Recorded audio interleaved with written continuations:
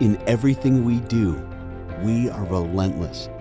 For the communities we serve, our commitment never ends. For the sake of our neighbors, we champion health and wellness. We train the next generation to innovate. We are Auctioner, and this is our mission, to push for something better, because the Gulf South's most pressing health issues will inspire our greatest breakthroughs. Auctioner, innovating healthcare for our community. Tom Benson, The Life and Legacy of a New Orleans Saint, is presented in loving memory by Auctioner Health System.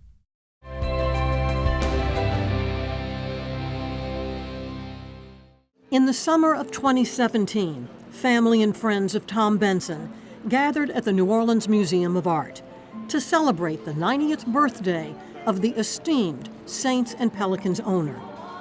With his wife Gail at his side, Benson greeted guests while music filled the Great Hall. The venue was special to the couple, for it was the site of their 2004 pre-wedding reception and where they marked their 10th anniversary. Surrounded by 300 New Orleans A-listers and well-wishers, Benson reveled in the festivities. Sadly, the self-made billionaire from New Orleans would not live to see another birthday. His legacy, however, will live on in the city he called home.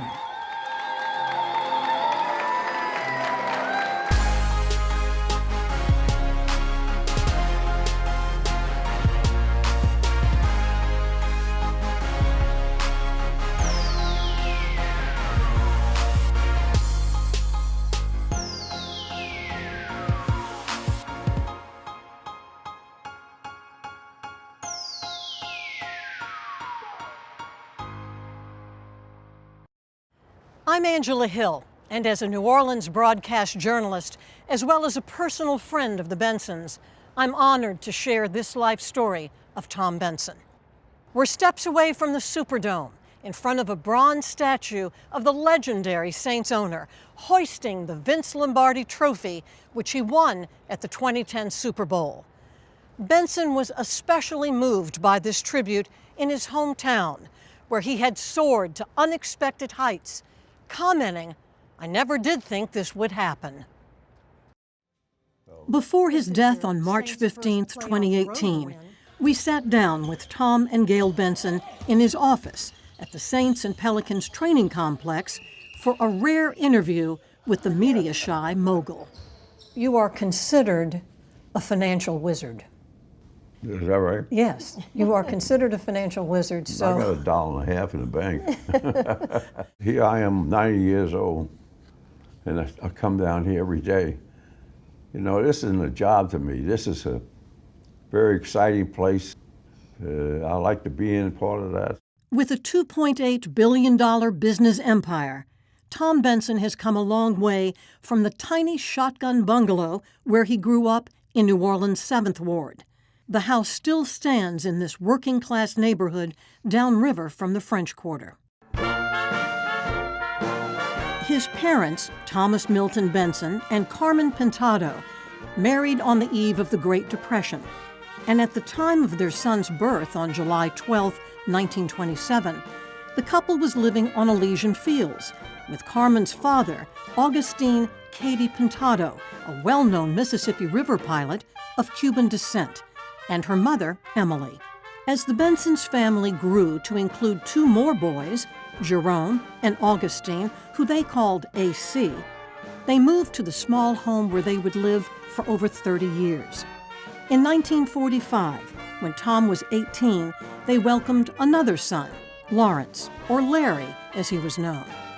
Our Lady's Star of the Sea was the spiritual home for Catholics in the historic St. Roch neighborhood. The Benson brothers walked the few blocks to attend the parish elementary school, where Tom completed 7th grade in 1940.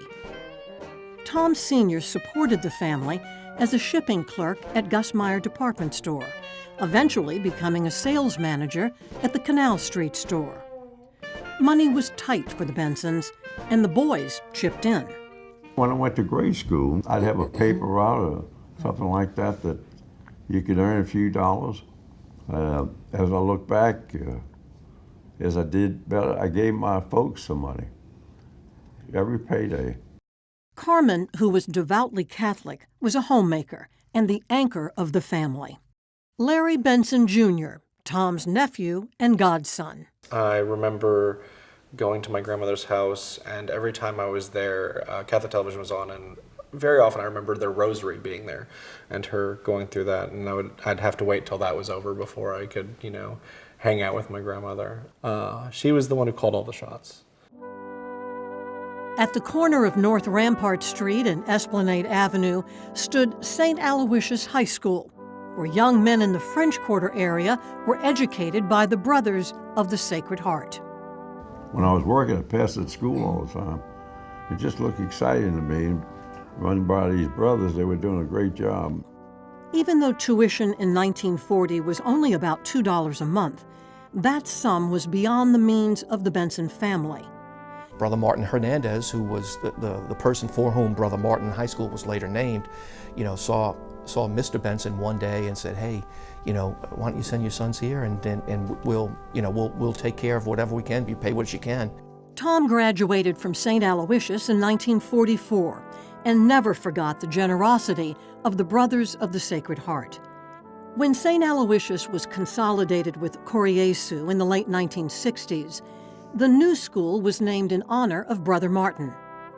In 1985, the Benson brothers established the Benson Free Enterprise Resource Library at Brother Martin High School in honor of their parents.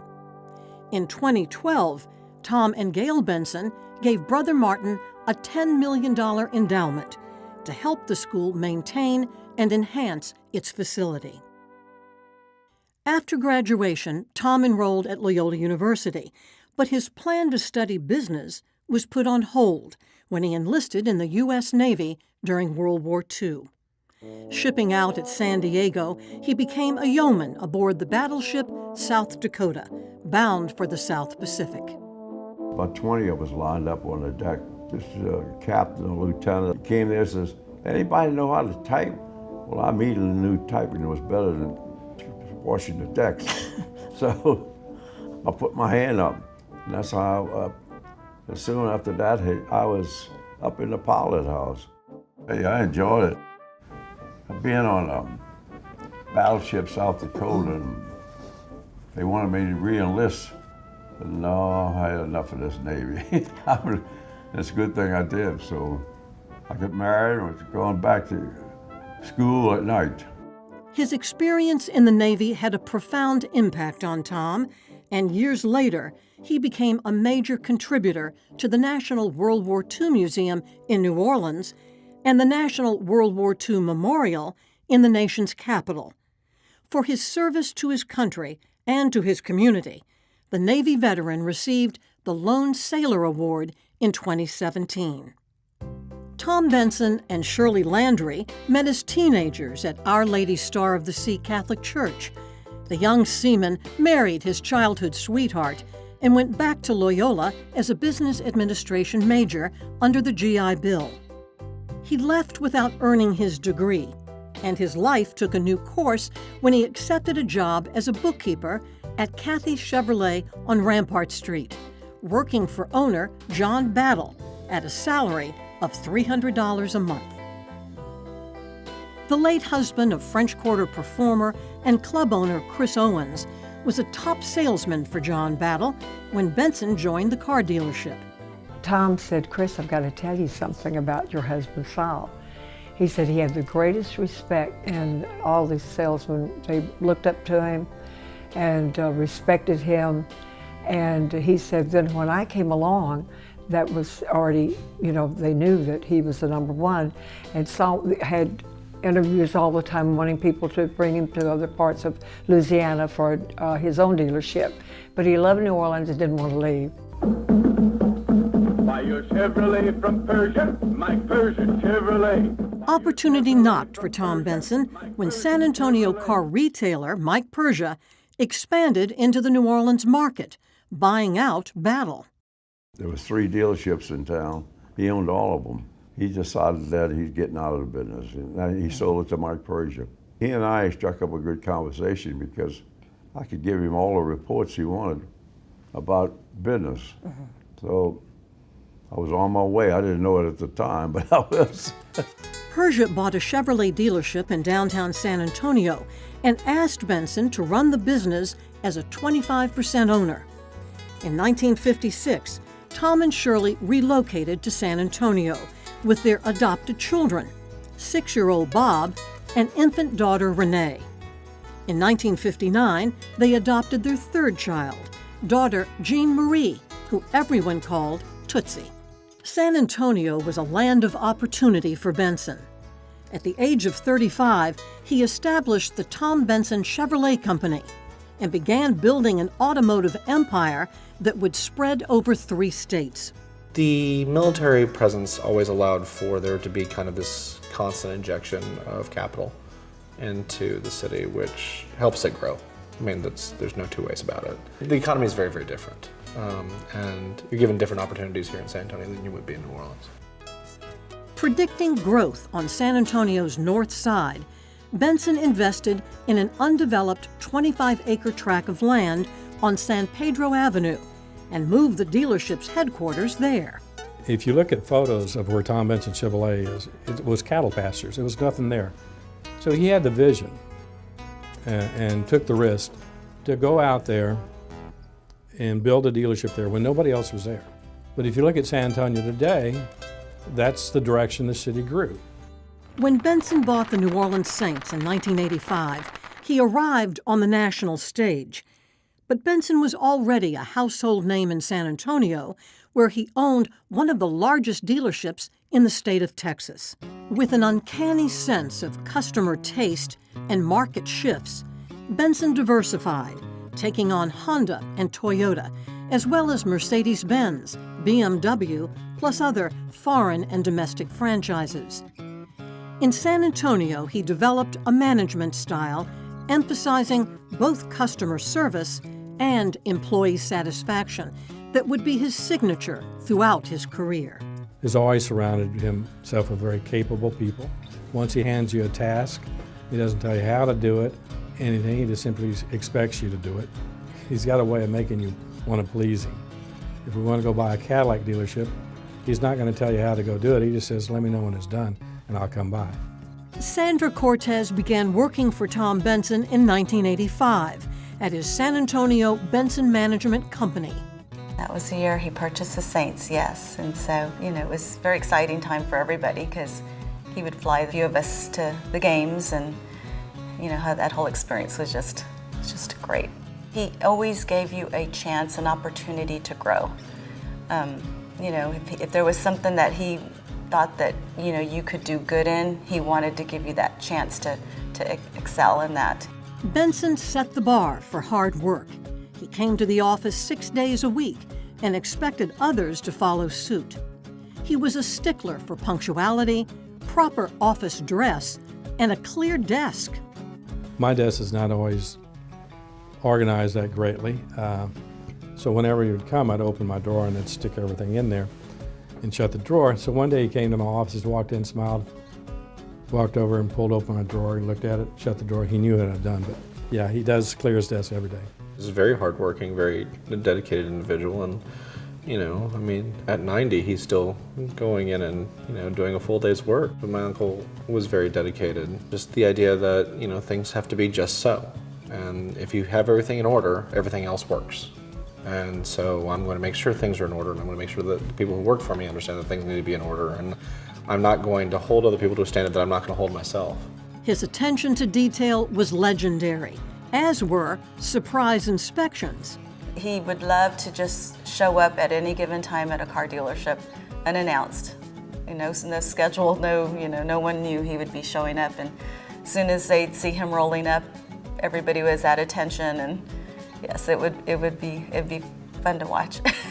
He was famous when I worked for him in San Antonio. On a Saturday, we closed at 7, to walk in with a suit and tie at 5 minutes till 7. In New Orleans, he will drive to the parking lot. You might get a phone call saying there's a Coke can on the corner. As the automobile business in San Antonio expanded, Benson invited his parents and brothers to join his team, a lesson he learned from his mother, who believed that if you did well, everybody in the family ought to do well too. It was always a situation with all the members of the family to share what you had in any endeavor. And obviously my uncle, being as successful as he was, had more wherewithal to give and therefore did. There was never an idea that you were going to shirk away from family. Family is incredibly important to my grandmother and my grandfather. My father left the Gus Meyer store and came over there with me. And we formed a finance company. There was no Visa credit cards at that time, so people get car repairs, we would finance it for them. It sure helped our service business. And then we financed used cars and new cars. My brother Jerome, when he got out of school, he came with us. And another one, AC was his name. And Larry is the youngest in the crowd. He come on years later. Be it the banks, be it car dealerships, that sort of thing. Everybody had an opportunity over there. There are not many members of my family that haven't been involved in one of those two businesses at one point or another. A classmate of Tom's son, Bob, recalls going over to the family's home on Kings Highway. I specifically remember Bob throwing a graduation party after we got out of 8th grade. He had a very nice house, had a swimming pool, which not a lot of us were used to. Just the people that were around and how welcome that we always were there. Always a family, always saw them at church. We all went to the same Catholic church, which was right down the street from where Bob lived. It was across the street from where I lived. And seeing them in Sunday Mass was just, that's what you saw. I met Bob in the 3rd grade when the Bensons moved to San Antonio from New Orleans. And pretty much for the most part of our life since then, until Bob passed away when he was 37, Bob and I were best friends. But over the years, I got really close to the Benson family. Mr. Benson always took us to the ranch and took us hunting and fishing and stuff like that. He's very involved with us. In the 1960s, Benson began buying land near Johnson City, about an hour north of San Antonio. The town in Texas Hill Country is the boyhood home of Lyndon B. Johnson, whom Benson knew. Just down the road, the 2,600-acre Benson Farm and Ranch became the gathering spot for family, friends, and business colleagues, like Ed Cole, the president of General Motors. A frequent guest at the ranch was Father John Sikowski, an oblate who became a close friend of Tom Benson. We'd go up to the ranch to go hunting once a year, and he'd always, say Mass. He'd always have several good words, and he'd go hunting with us. He was a constant person, like kind of a cornerstone. In San Antonio, Benson expanded into banking as a natural offshoot of the automobile business, adding to his growing portfolio. We were borrowing the money from the bank through a finance company that we formed. We said, hey, why are we borrowing money from the bank? Why don't we just buy the bank? So we did buy a small bank, and that grew too. By the mid-1980s, he was a majority stockholder in 6 banks, owned 23 dealerships, 10 in San Antonio and 13 in New Orleans, with a combined sales of $400 million, and had real estate deposits valued at more than $50 million. Benson re-entered the New Orleans market in 1978, purchasing the Mike Persia Chevrolet dealership where he started his career. He made news when he went to court to relocate the dealership from the French Quarter to the suburbs. The move was blocked by the Louisiana Motor Vehicle Commission, who concluded that it was too close to an existing Chevrolet dealership on Airline Highway. The case went all the way to the Louisiana Supreme Court, but Benson won, and the move to Veterans Memorial Boulevard was a boost to development of the commercial strip. In 1984, Saints owner John Meekum Jr. announced that the New Orleans Saints were for sale. The football team had one of the worst records in NFL history, but to keep it from being sold to an out-of-town interest, Benson purchased the NFL franchise for $70 million on May 31st, 1985. The announcement was made, appropriately enough, in the parking lot of Benson's Chevrolet dealership in Kenner. I'm sorry I've been hard to get to. It was done for a purpose, but it made the deal work, and it made it possible for us to be here. From now on, though, I'll assure you, I'm a very upfront guy, and that will be available. I got to tell you, I hardly went to a football game before. Wow. Because I like working, but I knew if they left New Orleans, it was going to be terrible. So that's when I went to Governor Edwards as the governor at that time, and told him I'd like to buy him, and so he and I finally agreed on something that we could go forward with. My dad, Jerry Romig, served as stadium announcer for the New Orleans Saints in two stadiums, Tulane Stadium and the Mercedes-Benz Superdome, 44 years. The Saints experience has been a family affair around the Romig household. So Sundays, it was all Saints. I mean, literally. And Mom often jokes about two seasons in the year. There's Saints season and waiting for Saints season. Having a homegrown person like Mr. Benson step up to the plate, I mean, there was this collective sigh of relief let out across the city and probably across the state of Louisiana. For many years, the Saints had a lot of bad teams, but the city stuck with the Saints, and they were part of the fabric of the city, you know. And really, in terms of race relations, certainly, I think it helped keeping the cultures together, and you know, it is a way to celebrate. So I think he was really, if the Saints had left in the middle 80s, you know, it would have been a real tough blow for the city of New Orleans. Benson seemed an unlikely NFL team owner. He may not have looked the part, but when he applied his business savvy to the organization, he gave new direction to the franchise. When he brought up buying the New Orleans Saints, a lot of people in New Orleans said, he can't pull it off. Well, the worst thing you can tell Mr. Benson is he can't do something. Under the direction of general manager Jim Finks and head coach Jim Mora, the Saints began gaining ground. In a 1986 game against Tampa Bay, with minutes on the clock, the Saints were set to defeat the Buccaneers with a score of 38-7. On the sidelines, Benson broke out in a spontaneous dance that was dubbed the Benson Boogie.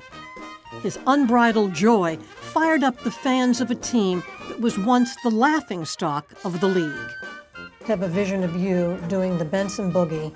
I got so excited about this winning that I'd run down on the field, and I meant just to go out there, you know, but people were hollering, they were excited. You know, New Orleans didn't have any winning team before that. So everybody in the city was excited. And I'd go down there, and the more excited they got, the more I did. So I found out, you know, I'd get out in the middle of the field and shake a little bit. And they would just holler, you know, and stuff. So it was very exciting times. Tom came to the club one night that was during the NFL games were being played and all. Came in with some friends and some of the executives from NFL. And so, I don't know if you remember the era where he did the Benson Boogie.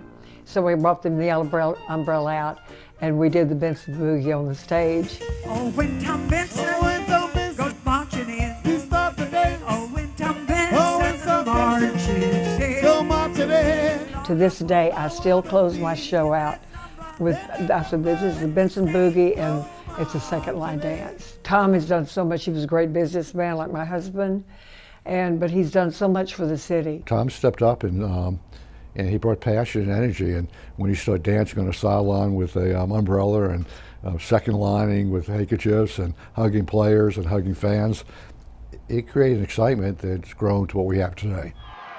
Under Benson's leadership in 1987, the Saints had their first winning season and advanced to the playoffs for the first time in the history of the team. He wasn't looking for overnight success, though I'm sure he would like that.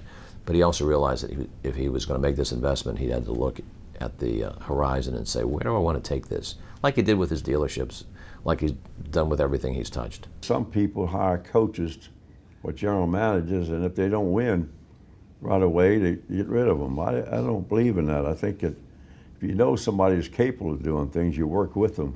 What people outside his close circle did not know was that during negotiations for the Saints' purchase, Benson's son Robert was terminally ill. He was just 37 when he died of cancer in 1986. Benson had already buried his wife Shirley in 1980, and his brother AC, who contracted colon cancer, died in 1983. For the next 2 decades, while his stock was rising, Benson lost those people most near and dear to him, including his father and mother, his daughter Tootsie, his brother Jerome, and his second wife, Grace, whom he married in 1982. It weighs heavily on him. I also believe that he has faith, and he believes that God will continue to guide him and comfort him. But the loss has been incredible, and I often think to myself when he talks about these deaths, it has really, I think, taken some of his energy through the years. First of all, you got to know, accept what is done. There's nothing, somebody dies or something, nothing you can do about it. You can't bring them back.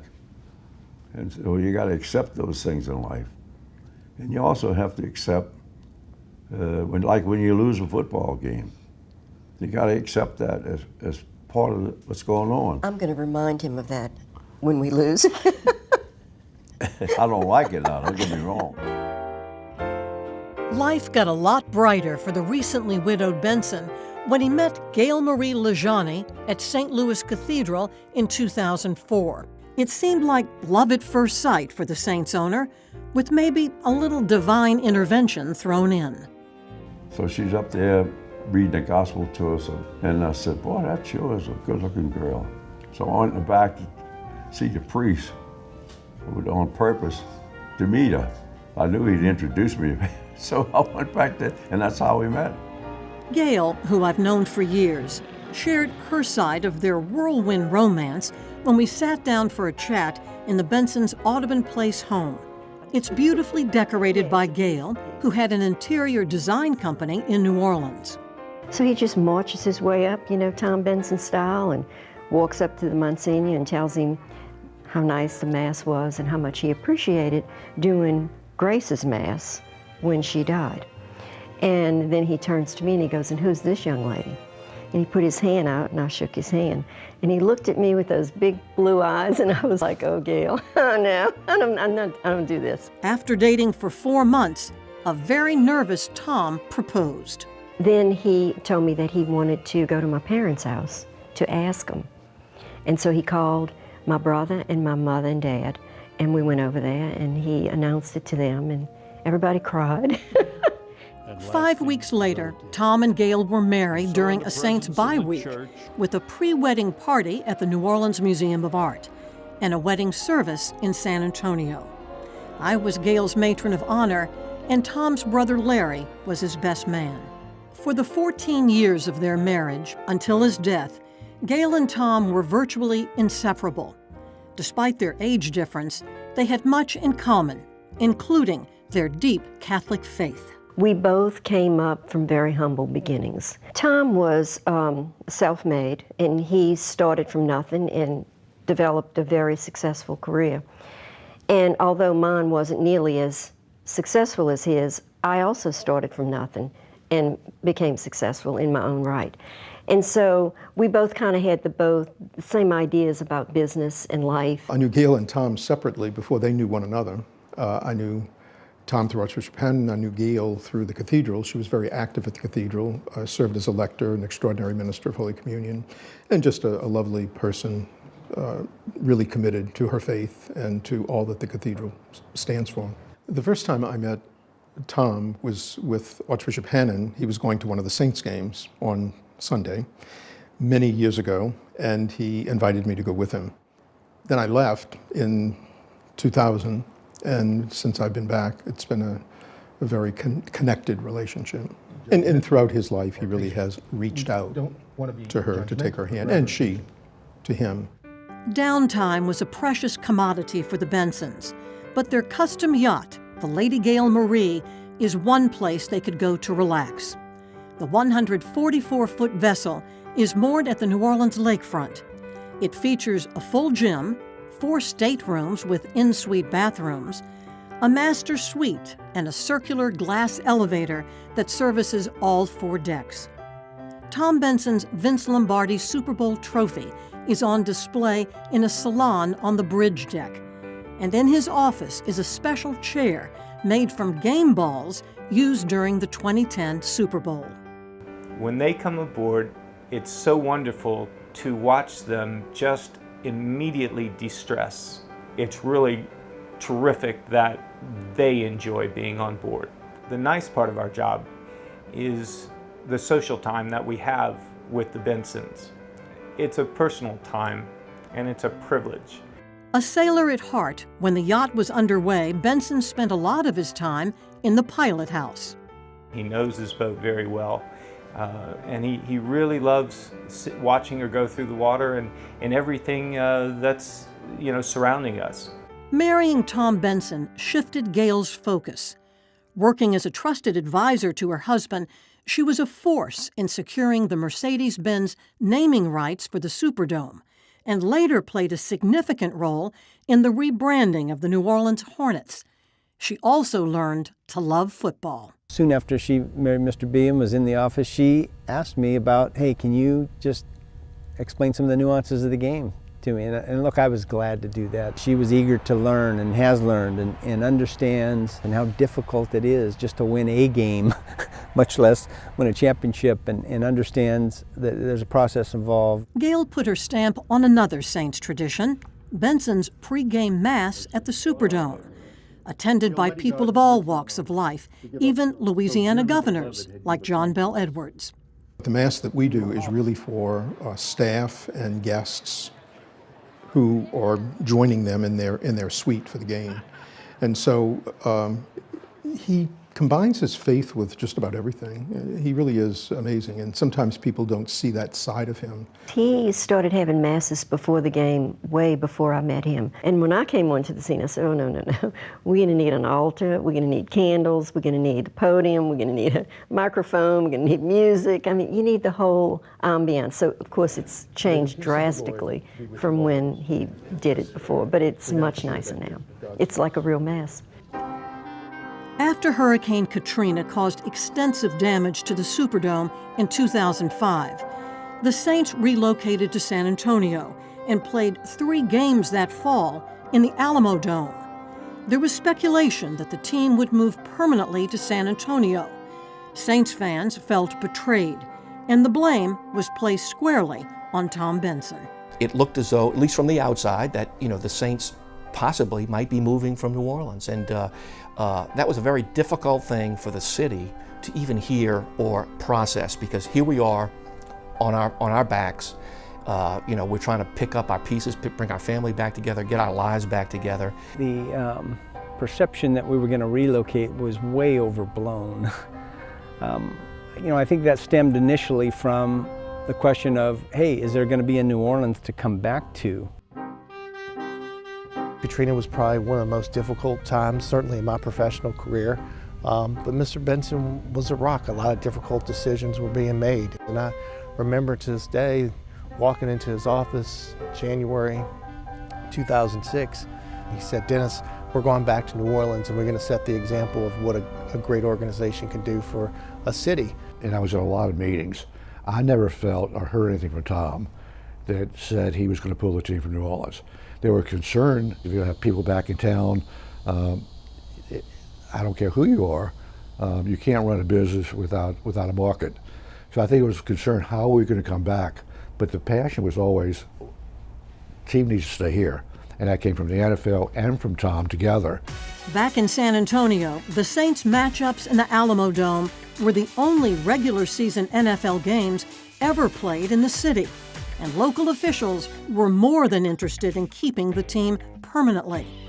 NFL Commissioner Paul Tagliabue promised New Orleanians that every effort would be made to keep the Saints in the Crescent City. And we had a few games, and the city just loved that. I mean, we were hoping, there was talk that possibly we would be the San Antonio Saints. And so I think that's when everybody really understood Tom Benson and what he was about. I mean, they kind of knew him as a car dealer, and when he brought the team here, that was a big thing for the city. Ron Foreman served as chair of the Superdome Commission for 8 years and watched with respect Tom Benson's negotiating skills. And that was a critical time because not only do we have to rebuild the dome with all the devastation, we had to redo the arena, but we also had to negotiate a new contract with the Saints. So there was a lot of negotiation going back and forth. And Tom is a tough negotiator. It was like being in a room with a bear. His phrase at that time was "tough times don't last, but tough people do." And look, I think he said that every day just to motivate us and get us going on the right path and get back to building the Saints back up and being competitive too.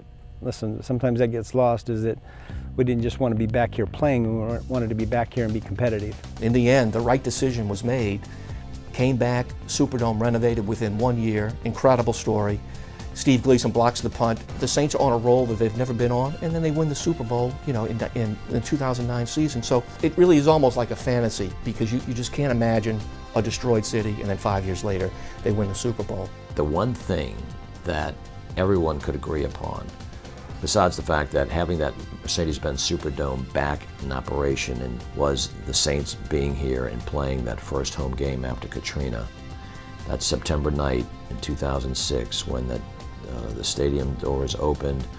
We were playing our arch rivals, Atlanta Falcons, Monday night, and Steve Gleason blocking that punt. I get chills just talking about it. It was that moment that we said, we're back, and we're not going to be held back anymore. Benson's post-Katrina commitment to rebuilding the city included development of the blighted Dominion Tower into Benson Tower and the creation of Champion Square, a world-class entertainment venue. They have revitalized the Mercedes-Benz Superdome area and the city's central business district. And we were able to, do a deal with the state where we took a dilapidated building that had been out of commerce since Katrina, and it was 2009. No one had touched that building, and we were able to take that and turn that around, and it's been a great success, something we're real proud of. After 25 years of Saints ownership, when Benson was 82, the Saints won their first national championship.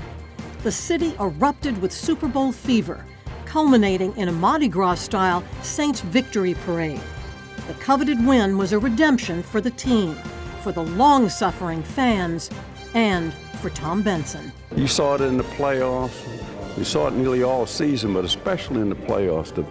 The people, not just the people at the game, but the people all over the country was so excited for New Orleans and the New Orleans Saints. It's just unbelievable. So it was worth waiting 25 years. The Super Bowl gave us credibility.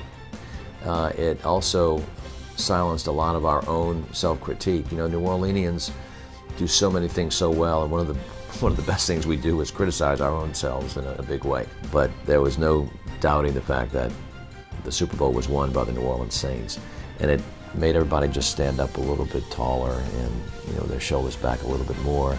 Tom Benson put his stamp on the franchise, giving it character and turning the Saints into a respected team. He was the team's biggest cheerleader. He never missed a game and delighted in posing for pictures with fans on the field prior to the game. The first time I met him, he always had a vision, always has a vision of where this team should be and where this city should be, and he really, that is really relayed throughout the organization. Tom's been great as an owner. He never says no to anything for the football team if it's going to help us win, and I appreciate that a lot. I think that's the number one trait of a great owner, is that he's willing to give his resources to be successful, and yet at the same time hold the decision makers accountable. We've had the same head coach now since 2006. That in and of itself is unusual. The one thing about Mr. B is he likes to surround himself with talented people and give them the opportunity to succeed. What you want to see in a leader is somebody who can inspire action and how one will take care of their own business. So they see Mr. Benson coming to work, working long hours, looking at the detail, looking at perfection. He's led by example. So you have sort of that servant leadership model where Mr. Benson is as humble as they come. I mean, and I think that also rubs off on his staff. His staff is, they're not out there for the glory. They just do the work, and if the glory comes, so be it. I think the general New Orleans person who went through the tough times of Katrina and then really was didn't know what was happening with the Saints, so I think there definitely was some bitterness there among the fan base. But to see what has happened in the last 12 years, I think has been an amazing kind of renaissance of love and respect for what he has done. And really, it would be very difficult to know of someone who has given back more to the community than Tom Benson. Winning the Super Bowl was the proudest moment of Tom Benson's life, and he enjoyed showing people the commemorative ring that is the pinnacle of success in sports, even to Pope Benedict during a visit to Rome with Gail. But I did write to his personal secretary, the bishop who was his personal secretary, and I said, these are people that I know very well, faith-filled Catholics, and they would love to meet the Pope. Tom tells a story that they got the tickets, and every time they showed it to somebody, they kept going up higher and higher and higher until they ended up practically on the stage with the Pope. And then they went up to meet the Pope, and Tom, in his splendor, showed the Pope his ring from the Super Bowl, and the Pope said, well, yours is much nicer than mine. We expect this club to be one of the most outstanding clubs in the league. Otherwise, I don't want to get involved with it. That's going to be right off the bat. Our goal is to win the championships, and our goal is going to be that this thing's going to be great for New Orleans. Benson further endeared himself to local sports fans when he bought the New Orleans Hornets from NBA Commissioner David Stern in 2012. The NBA team was successfully renamed and rebranded as the Pelicans under the guidance of Tom and Gail Benson. We were at another crossroad, and that was our professional basketball team, the New Orleans Hornets, had some financial issues. The NBA took it over. There were owners out there that wanted to buy the team, but there was a big risk they were going to take the team and move it to another city. The governor picked up the phone and called Tom and said, Tom, you're our owner of the football team. We would love for you to consider buying the Hornets and keeping them in New Orleans. I said, New Orleans can't lose this. So being an ex-accountant, I looked at all the numbers more than anything. But as long as it could support itself, that was the first thing I looked for. Basketball, I wasn't too interested at the time, but the more I got into it, the better I liked it. I liked basketball. I used to play some of that. Mr. Benson had said time and time again, what we can't do is lose the basketball team. If we lost the basketball team, it would look bad for our city.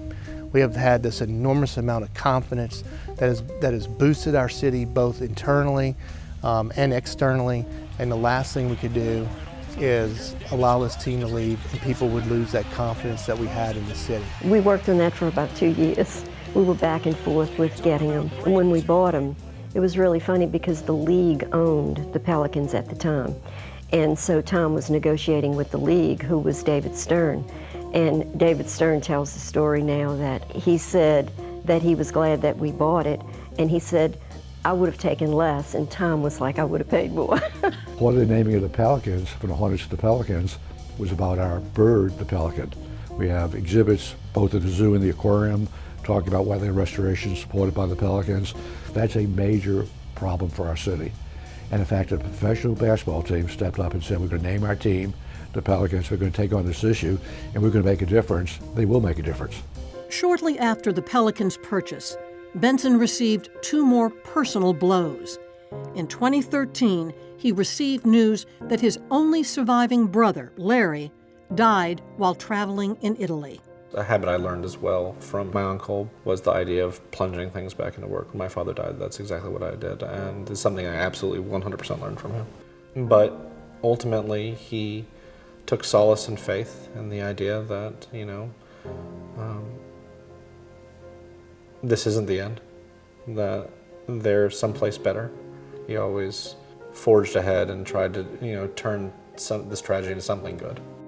In 2015, Benson's personal life made headlines when he announced that he would leave full ownership of the Saints and Pelicans to his wife, Gail. As Benson's only surviving child, Renee Benson and her children, Rita and Ryan LeBlanc, had been in line to take over his businesses. This is about the legacy of these two teams, Benson said in a news release. My primary goal is to give the organization the foundation to live on after me for many, many years. Renee Benson challenged her father's mental competence in a painful legal battle, but Tom Benson was ruled capable of managing his affairs. Suits over assets in the heirs' trust played out in Louisiana and Texas courts for almost 2 years, and a confidential settlement agreement was finalized in 2017. Tom Benson was devastated by the bitter family dispute, but resolved to move forward with new ventures, including a thoroughbred stable named GMB Racing for Gail Marie Benson. Designed by Gail Benson, the GMB Racing silts pay tribute to their Catholic faith. Greg Bensel, the Saints Pelicans Vice President of Communications, also oversees the Benson Racing Enterprise. So Benson actually had success in the thoroughbred business from the very beginning. His son Bob ran it and started it and kind of handled it for Mr. Benson while Mr. Benson was building his car dealerships, and then once Bob passed, Mr. Benson just kind of put it in the rearview mirror and never really looked back until 2014, really. Bob ran a dealership for Mr. Benson for several years, and the car business wasn't his deal. And so he moved to the ranch back in the early 80s, I believe it was, to run the ranch for Mr. Benson. And at that time, Mr. Benson had thoroughbred horses. He had one horse that went to Louisiana Derby, did quite well, didn't win, but it was fun. One of the things that Mr. Benson has always prided himself on is making sure that the commerce of this city is in good stead. And one of the things that he loves is the fairgrounds. And so this was another opportunity to just to get into something different, more as a hobby. He made a point to me, Greg, we're not doing this as a business. And next thing you know, he's got 2 in the Kentucky Derby. Now it's a business. Mr. Benson wanted this to be a New Orleans-based operation. He wanted New Orleans-based trainers. We just happen to have 3 of the best trainers in the country that are based here in New Orleans. They bought 7 horses, and against astronomical odds, 2 ended up running in the 2016 Kentucky Derby. Mo Tom and Tom's Ready finished 8th and 12th. The GMB operation has grown to include a 273-acre farm in Kentucky horse country that was a welcome retreat for Benson. A day after Tom Benson's funeral, Lone Sailor, a 3-year-old long shot owned by GMB Racing Stables, came in second in the Louisiana Derby, qualifying the sentimental favorite for the Kentucky Derby. In 2017, Tom and Gail Benson bought the century-old Dixie Beer brand and relaunched the popular local brew using the original 1907 recipe. The brewery was the biggest beer company in New Orleans until Hurricane Katrina wiped out its Tulane Avenue plant. Everything you do succeeds, but it's a lot of work. You thought about Dixie Beer. Again, there's risk. Yes, it's been really very good, well accepted. More than we could produce right now. You know, some people say, oh, you like to play golf, and I like to play business. So Dixie was a popular brand here many years ago, and that it just fit perfect with New Orleans. He's always looking for another business deal. He loves the chase. But Dixie Beer has really taken off. Our wildest dreams didn't think it would take off the way it has. I mean, we had a projection of what it would sell, and it's like 5 times what we thought it was going to be. In 2017, Benson also bought Cadillac of New Orleans, the 3rd of his New Orleans dealerships. The purchase followed an announcement of the sale of his majority stake in local WVUE-TV to Raycom Media.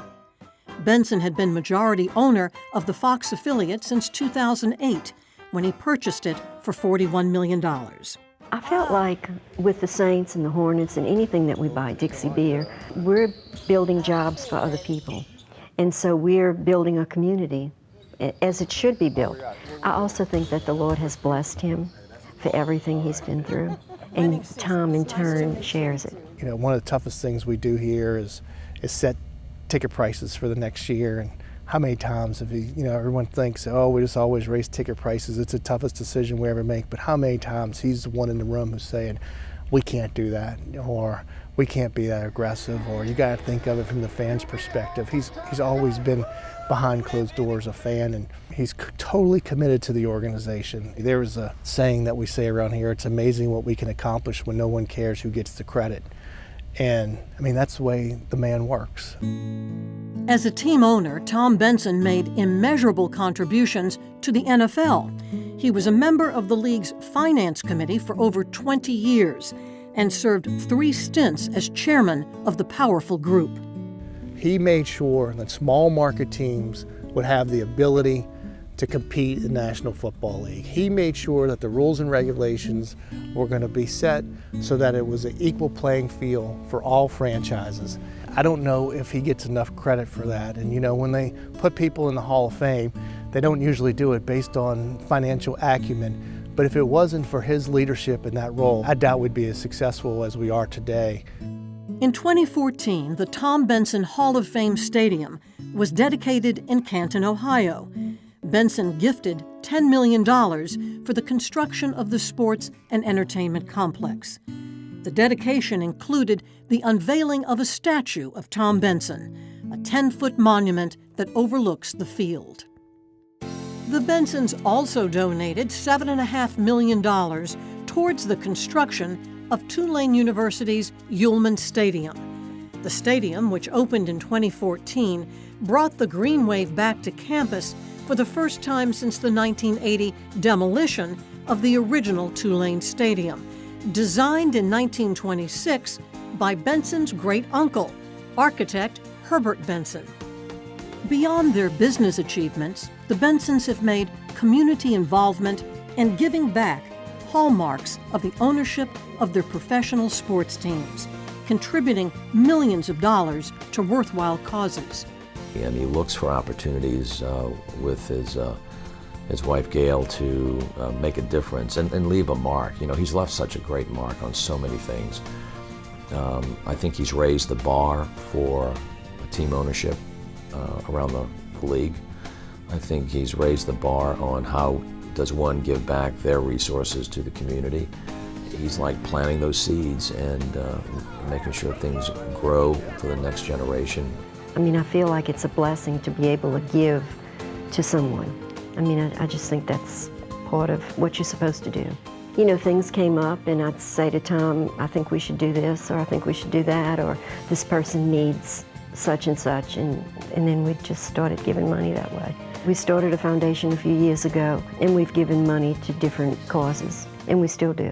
Benson remained actively engaged in philanthropy in San Antonio, funding upgrades to Central Catholic High School's football stadium, which was renamed Bob Benson 66 Stadium in memoriam of his son who graduated from the school in 1966. Tom and Gail Benson contributed $7 million for a football stadium and field house at the University of Incarnate Word, and they gave $15 million to the Oblate School of Theology, San Antonio's Catholic Theological Seminary, founded in 1903. Benson also donated his home on Kings Highway to become the Oblate Benson residence. For their generosity to the Catholic Church, in 2012, the Bensons were awarded the Pro Ecclesia et Pontifice, the highest papal honor that Catholic laypeople can receive. At the age of 90, Tom Benson showed no signs of slowing down. Despite complications from knee surgery that required the use of a cane or wheelchair, Benson was an almost constant presence at the Saints and Pelicans Metairie headquarters, where his office was located. And I think because we love what we're doing, we don't feel like it's work. You know the expression, if you love what you do, you never work a day in your life. When it was announced Tom Benson passed away after being hospitalized for over a month, people gathered here in Champion Square, and overnight, a memorial grew at the foot of his statue. As condolences poured in from across the nation, the city mourned the homegrown hero who built the Saints into world champions and whose spirit reflected the city he loved. For 2 days, Tom Benson lay in repose at the Notre Dame Seminary Chapel. Scores of Saints and Pelicans fans turned out for his visitation, receiving comfort and assurance from new owner Gail Benson that she will carry on the wishes of her husband. Culminating the service for the admired and influential leader was his funeral at St. Louis Cathedral, a private mass attended by many notables, including sports stars and politicians. Afterwards, hundreds who waited in Jackson Square joined a second-line parade through the French Quarter, expressing sadness and gratitude as New Orleans said goodbye to Tom Benson. Jesus gives us the image that we must be the salt of the earth and the light of the world. Well, Tom has been the salt of New Orleans. He's added flavor to New Orleans and certainly been a light of generosity and a light of faith.